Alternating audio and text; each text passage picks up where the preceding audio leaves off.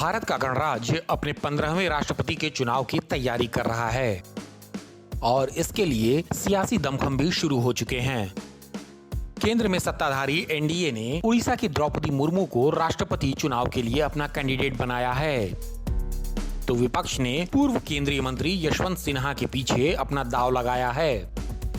राष्ट्रपति चुनाव में एनडीए प्रत्याशी द्रौपदी मुर्मू का पलड़ा भारी नजर आ रहा है, लेकिन यशवंत सिन्हा भी अपने तरीके से चुनौती देने में लगे हुए हैं। देश में जब जब राष्ट्रपति का चुनाव होता है, इंदिरा गांधी की छवि जहन में खुद ब खुद उभर आती है। दरअसल इस राष्ट्रपति चुनाव से जुड़ा इंदिरा गांधी का किस्सा भारत के राजनीतिक इतिहास में इस तरह से जुड़ा है कि उसे सदियों तक याद किया जाएगा। तो क्या था वो रोचक किस्सा, जानना चाहते हैं? हम बता रहे हैं आपको।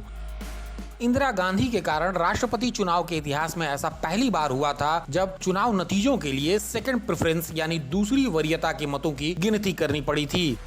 इंदिरा गांधी के कारण सत्ता पक्ष के प्रत्याशी राष्ट्रपति का चुनाव हार गए थे और राष्ट्रपति के चुनाव के कारण यही कांग्रेस दो भागों में टूट गई थी। जी हाँ, वक्त था 1969 और मौका था देश के 5वें राष्ट्रपति के चुनाव का। इंदिरा गांधी देश की प्रधानमंत्री थी और तत्कालीन राष्ट्रपति जाकिर हुसैन का पद पर रहते हुए निधन हो गया था। साल 1969 से पहले तक उपराष्ट्रपति ही राष्ट्रपति बना करते थे, लेकिन कांग्रेस का सिंडिकेट ग्रुप, जिसमें कांग्रेस अध्यक्ष के कामराज, निजलिंगप्पा और अतुल्य घोष के साथ साथ तत्कालीन लोकसभा अध्यक्ष नीलम संजीव रेड्डी भी शामिल थे, वो उपराष्ट्रपति वीवी गिरी को उनकी ट्रेड यूनियन छवि के कारण और दक्षिणपंथी झुकाव के कारण नहीं चाहते थे कि राष्ट्रपति बने।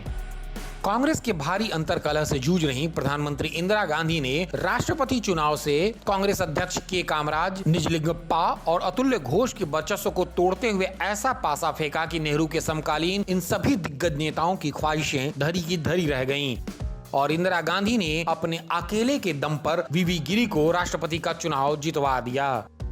जी हाँ, स्वतंत्र उम्मीदवार के तौर पर चुनाव लड़ रहे उपराष्ट्रपति वीवी गिरी ने सत्ताधारी कांग्रेस पार्टी के आधिकारिक उम्मीदवार नीलम संजीव रेड्डी को करारी शिकस्त दी, तो इसके पीछे खुद इंदिरा गांधी खड़ी थी। लेकिन ऐसा नहीं था कि इंदिरा गांधी वीवी गिरी को ही राष्ट्रपति बनवाना चाहती थी। 10 जुलाई 1969 को इंदिरा गांधी ने बेंगलुरु में हुई कांग्रेस की संसदीय दल की बैठक में राष्ट्रपति पद के लिए अपने ओर से जगजीवन राम के नाम को आगे बढ़ाया, लेकिन चूंकि पार्टी में संख्या बल सिंडिकेट ग्रुप के साथ था, इसलिए इंदिरा गांधी का प्रस्ताव खारिज कर दिया गया और पार्टी ने नीलम संजीव रेड्डी के नाम की घोषणा कर दी। इंदिरा गांधी इस बात से तिलमिला उठी और नीलम संजीव रेड्डी ने राष्ट्रपति पद के लिए जैसे ही पर्चा भरा, इंदिरा गांधी ने वीवी गिरी से संपर्क किया और कहा कि वो भी स्वतंत्र उम्मीदवार की हैसियत से राष्ट्रपति का चुनाव लड़ें। पहले तो वीवी गिरी पशुपेश में पड़ गए, लेकिन इंदिरा गांधी के आश्वासन पर उन्होंने नीलम संजीव रेड्डी के खिलाफ नामांकन दाखिल कर दिया। कांग्रेस का सिंडिकेट ग्रुप इस बात को अच्छी तरह समझ रहा था कि वीवी गिरी को चुनाव में खड़े होने की ताकत खुद इंदिरा गांधी दे रही हैं। पार्टी ने कहा रेड्डी को वोट देने के लिए इंदिरा गांधी व्हिप जारी करें, लेकिन प्रधानमंत्री इंदिरा गांधी ने 1952 के presidential and vice presidential act का हवाला देते हुए रेड्डी के पक्ष में व्हिप जारी करने से इनकार कर दिया। जब सिंडिकेट ने इसका विरोध किया तो इंदिरा गांधी ने कांग्रेस सदस्यों को खुलकर अंतरात्मा के आधार पर वोट करने की अपील कर दी। इसका नतीजा हुआ कि वीवी गिरी के पक्ष में 163 कांग्रेसी सांसदों ने वोट किया।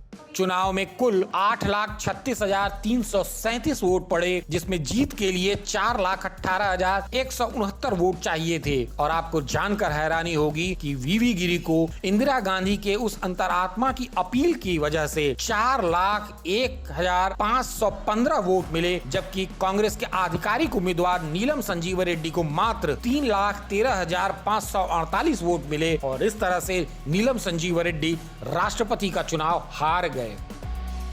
और इस तरह से सिंडिकेट के लाख विरोध के बावजूद इंदिरा गांधी ने वीवी गिरी को राष्ट्रपति के तौर पर निर्वाचित करवा लिया। लेकिन इसका सबसे भयानक परिणाम यह हुआ कि कांग्रेस के दोनों गुटों में तनातनी इस कदर बढ़ गई कि आजादी के पहले गठित हुई यह पार्टी 84 साल बाद साल 1969 में दो भागों में बंट गई। कांग्रेस आर यानी रिक्विजिशनल और कांग्रेस ओ यानी ऑर्गेनाइजेशनल। इस वीडियो में अभी के लिए इतना ही। देश और दुनिया की तमाम खबरों के लिए देखते रहिए लोकमत।